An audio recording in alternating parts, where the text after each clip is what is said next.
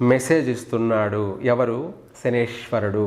ప్రపంచాన్ని పట్టి పీడించబోతున్నాను అని కూడా ఆయన అది ఆరోగ్య రూపంలోనూ ఆర్థిక రూపంలోనూ ప్రాణ నష్టంలోనూ మూడిటిలోనూ ప్రపంచానికి ఒక సందేశం మెసేజ్ పంపించాడు అన్నది మాత్రం వాస్తవం. ఓం నమ శివాయ. అందరికీ కూడా శుభాశీస్సులండి. మనకు ఇజ్రాయెల్ గల్ఫ్ దేశాలలో ఇజ్రాయెల్ దేశం మొత్తం మీద కాకులు అనేటివి ఒకటి కాదు, రెండు కాదు, వందలు కాదు, వేలల్లోనూ చెప్పాలంటే ఇంకా కూడా లక్షల్లోనూ కాకులన్నీ కూడా కూడబలుక్కొని, అంటే పక్షి భాషలో అవి అన్నిటికీ కూడా ఒక వాటి భాషలో అన్నీ కూడా కలగలిపి ఇజ్రాయెల్ దేశాన్నంతా కూడా ట్రయాంగిల్లో అంటే అపసవ్యంగా ఇజ్రాయెల్ దేశాన్నంతా కూడా చుట్టాయి. అంటే మనకు యాంటీ క్లాక్ అంటాం కదా, దీన్ని కూడా సవ్యకాల సర్పదోషము లేదంటే అపసవ్యకాల సర్పదోషము అని మనం ఎలా చెప్తామో అదే విధంగా సవ్యకాల సర్పదోషము అంటే పగటిపూట, అపసవ్యకాల సర్పదోషము అంటే రాత్రిపూట. దాన్నే యాంటీ క్లాక్. పగలపూటనేమో రైట్ క్లాకు అని ఎలా చెప్పుకుంటామో అదేవిధంగా కాకులు అన్నది ఏమిట్రా అంటే శనేశ్వరుని యొక్క వాహనము. అలాగే చనిపోయినటువంటి వాళ్ళ యొక్క ప్రతిరూపము, పితృదేవతలు అని కూడా చెప్పబడేటువంటి పక్షి ఏదన్నా ఉంది అంటే అది కాకి. ఇదే కాకుండా శని వాహనం అని మనం చెప్పుకుంటుంటాం. ఒక మాటలో చెప్పాలంటే నెగటివ్. మనకు పల్లెల్లో గ్రామాలలో కాకి ఎవరినన్నా తన్నిందంటే తల మీద కానీ శరీర భాగం పైన తన్నిందంటే అది చాలా అశుభము, అలాగే నెగటివ్, అలాగే మృత్యుదేవత అని కూడా చెప్తుంటారు. దానికి చాలా అశుభప్రదమైనటువంటిది కాబట్టి ఒక్కొక్క ప్రాంతాల్లో ఒక్కొక్క విధమైనటువంటి పరిహారం చేసుకోవడం.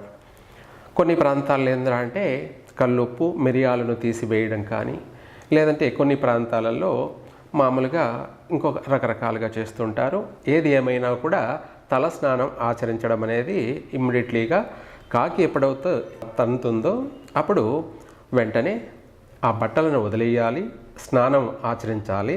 అది కూడా తల స్నానం కాస్త పసుపేసి కానీ లేదా తైల స్నానం చేసి తలంటి స్నానం చేయాలి. ఎందుకు అంటే అపమృత్యు దోషం తొలగిపోవడానికి, లేదంటే గ్రహపీడలన్నీ కూడా తొలగిపోవడానికి, మనకు రాబోయేటువంటి ఆపదలు, ప్రమాదాలు, ఉపద్రవాలు మనకు రాబోయే అటువంటి వాటిని పరిష్కారం చేసుకోవడానికి వెంటనే స్నానం ఆచరించడం జరుగుతుంది.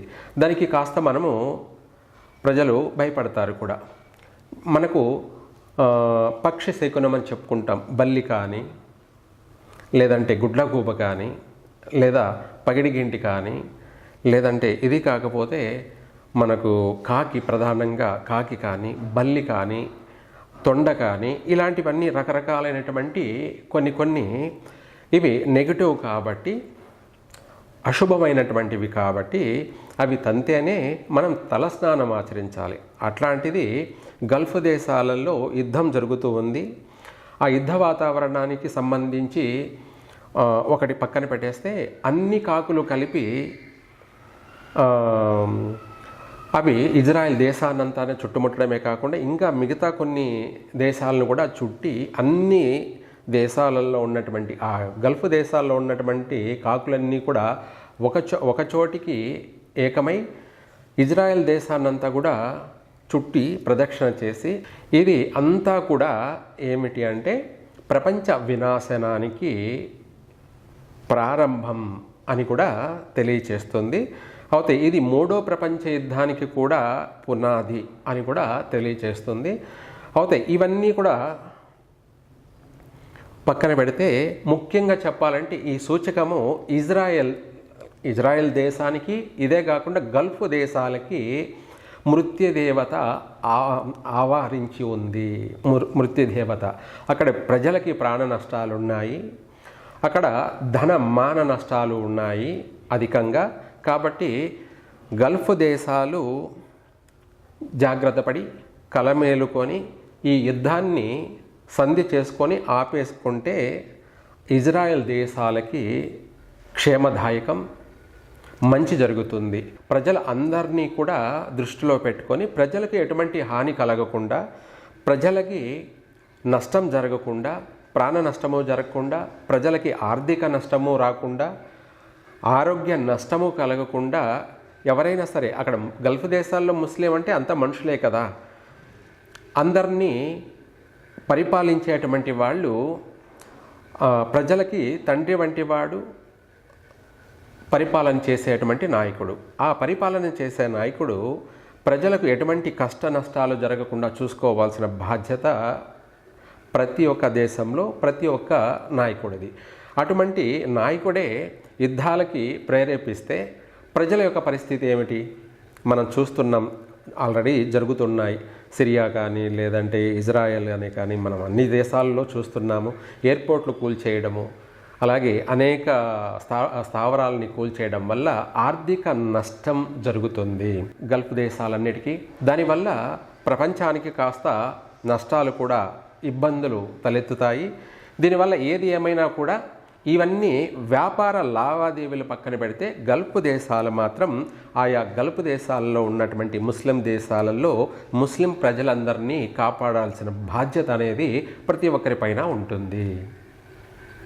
ఇది ప్రతి ఒక్కరి బాధ్యత కూడాను. ప్రపంచానికి సంబంధించి, అందులోనూ మా భారతదేశానికి సంబంధించి, మా హిందువులు అందరికీ కూడా సంబంధించి ప్రతి ఒక్కరి ప్రాణం విలువైనది. ప్రతి ఒక్కరి యొక్క ఆస్తిపాస్తులు కానీ, వాళ్ళ ఆరోగ్యం కానీ, వాళ్ళ యొక్క వ్యక్తిగత జీవితాలను కానీ ప్రపంచ దేశాలన్నీ కూడా బాగుండాలి అని కోరుకునేటువంటి దేశం ఏదైనా ఉంది అంటే అది మొట్టమొదటి యొక్క దేశం భారతదేశం అయి ఉంటుంది. అందులోనూ హిందువులై ఉంటారు. ముస్లిం ప్రజలందరూ కూడా బాగుండాలి, అందరూ ఆరోగ్యంగాను, అందరూ ఆర్థిక పరంగాను, అందరూ సంపూర్ణమైనటువంటి ఆయుష్తో జీవించాలి అని కోరుకునేటువంటి వారు ఎవరైనా ఉన్నారు అంటే అది భారతీయులు, అందులోనూ హిందువులు మాత్రమే. ఇప్పటికి కూడా మేము కోరుకుంటున్నది అదే. ప్రపంచ దేశాలన్నీ కూడా శాంతి కాముకులై శాంతియుతంగా రాజీపడి ప్రజలకు ఎటువంటి ఆర్థిక నష్టాలు, ఆరోగ్య నష్టాలు, ప్రాణ నష్టాలు జరగకుండా చూసుకోవాల్సినటువంటి బాధ్యత ప్రతి ఒక్కరిది. కాబట్టి మా తరపున మేము తెలియచేయడం జరుగుతుంది. ఇది అనుష్ఠానికి దారితీసే అవకాశం ఉంది. ఈ కాకులు గుంపులు గుంపులుగా దేశాన్నంతా కూడా యాంటీ క్లాక్గా అపసవ్యంగా ప్రదక్షిణ చేసి అక్కడ వాహనాలపైన దాడి చేశాయి అంటే శవాన్ని, నీ బాడీని కాకులు పీక్కు తింటాయి అనని మామూలుగా సామెతలు ఉన్నాయి. అది ఇప్పుడు ఏకంగా జరిగే అటువంటి తీవ్ర ప్రభావానికి దారి చూపిస్తుంది. ఆ కాకులు అనేది మృత్యు దేవతలు. అలాగే అతిపెద్ద నెగిటివ్ ఇజ్రాయెల్ దేశానికి కాకుండా చుట్టూ అన్ని దేశాలకు కూడా, గల్ఫ్ దేశాలు అన్నిటికీ కూడాను అతి భారీ ప్రాణ నష్టాలు జరిగే అవకాశం కనపడుతుంది. అలాగే ఆరోగ్య నష్టాలు కూడా. ఆ ఆరోగ్యపరమైనటువంటి సమస్యలు ఏమిటంటే గల్ఫ్ దేశాలకే కాకుండా వాటి చుట్టుపక్కల ఉన్నటువంటి అన్ని దేశాలకు కూడా అనేకమైనటువంటి వ్యాధులు సోకే అవకాశం కనపడుతుంది. దాంతోపాటు ఆర్థికపరమైనటువంటి పెద్ద నష్టం, సంక్షోభం ఏర్పడే అవకాశం ఉంది. అది కూడా గల్ఫ్ దేశాలకి విపరీతంగా జరిగే అవకాశం ఉంది. కొంత గొప్ప ఇతర దేశాలకు ఉంటాయి, కానీ ఏ దేశానికి హాని కలగ చేయకండి, మీరు కూడా నష్టపోకండి. మీ ప్రజలకు నష్టాన్ని కలగ చేయకుండా చూసుకోవాల్సిన బాధ్యత దేశ నాయకులది, రాజకీయ నాయకులది. ఇది మీకు అందరికీ ఒక సిగ్నల్ ఇస్తుంది. శనేశ్వరుని యొక్క వాహనమైనటువంటి మృత్యుదేవత అయినటువంటి ఆ శనేశ్వరుని యొక్క వాహనం కాకులు ఈ విధంగా గుంపులు గుంపులుగా అన్నీ కలిసి ఇజ్రాయెల్ దేశాన్ని ఎందుకు చుట్టుముట్టాయి? అలాగే అక్కడ వాహనాలపైన, వాహనం అంటే కాకి అనేది ఒక వాహనం వచ్చి మరొక వాహనం పైన దాడి చేయడం ఏమిటి? ఇవన్నీ కూడా ప్రపంచానికి మెసేజ్ ఇస్తున్నాడు. ఎవరు? శనేశ్వరుడు. ప్రపంచాన్ని పట్టి పీడించబోతున్నాను అని కూడా ఆయన అది ఆరోగ్య రూపంలోనూ, ఆర్థిక రూపంలోనూ, ప్రాణ నష్టంలోనూ, మూడిటిలోనూ ప్రపంచానికి ఒక సందేశం, మెసేజ్ పంపించాడు అన్నది మాత్రం వాస్తవం. కాబట్టి తప్పించుకు తిరుగుబాటు ధన్యుడు సుమి అని అన్ని దేశాలు కూడా శాంతియుతంగా ప్రవర్తించడానికి ప్రయత్నం చేయండి. ఇదే కాకుండా దైవికంగా ఏదైనా సరే పరిష్కార మార్గాలు చూసుకోండి. తప్పకుండా ఈ యుద్ధం ఆగిపోతుంది, రాబోయే నష్టాల నుంచి బయటపడతారు, ప్రపంచమంతా సుభిక్షంగా ఉండాలి అని చెప్పేసి నేను కోరుకుంటూ, ఆ పరమేశ్వరుణ్ణి కోరుకుంటూ, ప్రపంచమంతా కూడా యుద్ధం ఆగిపోవాలి అని చెప్పి కూడా నేను తపస్సు ఆల్రెడీ చేయబట్టి కూడా దాదాపు 15 రోజులు అవుతుంది. మధ్యలో ఆగిపోయినట్టే కొద్ది రోజులు ఆగి మళ్ళీ ప్రారంభమైంది.